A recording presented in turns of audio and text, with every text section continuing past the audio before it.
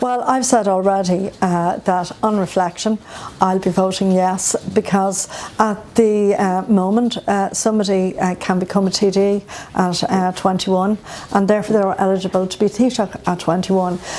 This is an amendment to allow people the right to stand. It doesn't mean necessarily that they would be elected president. That's obviously up to the voters to decide in a subsequent presidential election.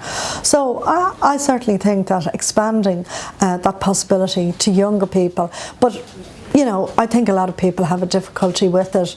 Do you think it was a mistake to run this referendum, though? Then, I mean, because the polls very clearly indicate it's going to fall. Well, this was part of a list of proposals which came from the Constitutional Convention, and both Eamon Gilmore, whose idea of the Constitutional Convention was, and it was in the Labour Party manifesto, and Enda Kenny agreed that they would adopt a particular process, and this is part of that process. But I do know that a lot of people, like in the States for instance, the age of 35 is the relevant age in relation to the US President.